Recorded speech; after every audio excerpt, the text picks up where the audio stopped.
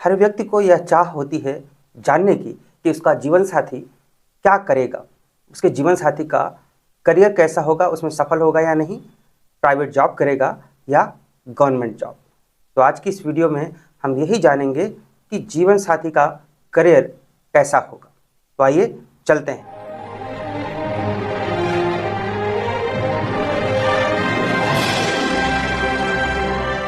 तो आज की इस वीडियो में हम देखेंगे कि किसी भी व्यक्ति के लाइफ पार्टनर अर्थात जीवन साथी का करियर कैसा होगा, रोजगार की स्थिति कैसी रहने वाली है, जीवन साथी के रोजगार का स्तर क्या होगा, क्या वह सफल होगा या असफल होगा, और जीवन साथी की आजीविका का साधन सरकारी नौकरी होगी, प्राइवेट जॉब होगा या व्यापार होगा, क्या होगा। इसी वीडियो में यही सब हम आज देखने वाले हैं।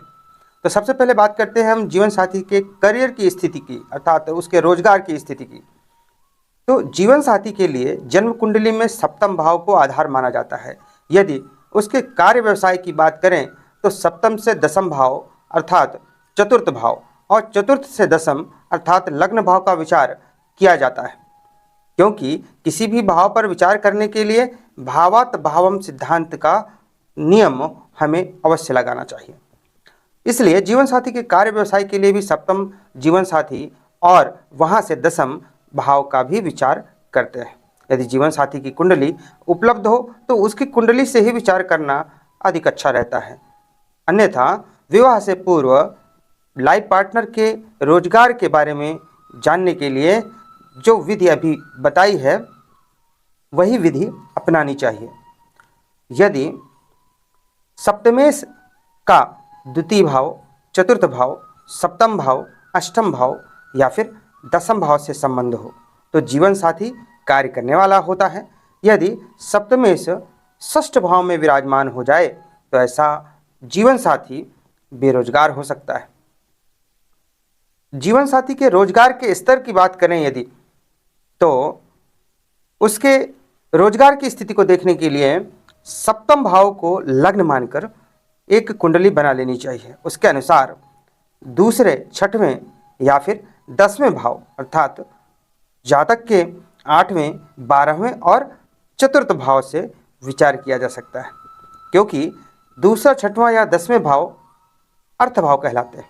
यदि सप्तम भाव से गुरु शुभ स्थान में हो तो भी जातक के रोजगार की स्थिति अच्छी होती है।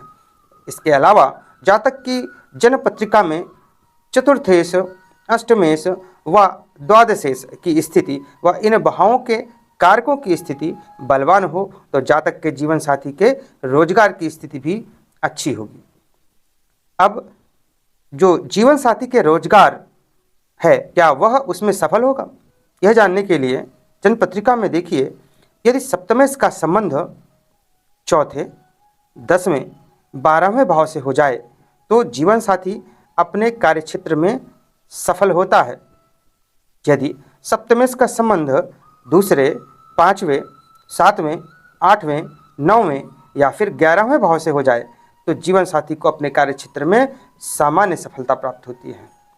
और यदि सप्तमेश या सप्तम भाव का संबंध पहले, तीसरे या छठवें भाव से हो जाए तो जीवन साथी को अपने कार्यक्षेत्र में सफलता कम मिल पाती है या नहीं मिल पाती है। तो अभी हमने देखा जीवन साथी के रोजगार की क्या स्थिति है, करियर की क्या स्थिति है और रोजगार का क्या स्तर है। अब हम बात करेंगे कि जीवन साथी की आजीविका कैसी होगी, सरकारी, प्राइवेट या स्वरोजगार या व्यापार क्या होगा, इस पर बात कर लेते हैं।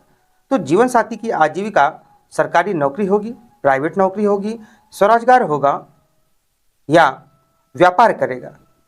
इसके लिए जातक की कुंडली में सूर्य, शनि, गुरु और बुध का विचार किया जाना चाहिए। जो ग्रह जातक की कुंडली में चतुर्थ भाव से संबंधित होगा उसके अनुसार ही जातक के जीवन साथी की आजीविका निर्धारित होगी।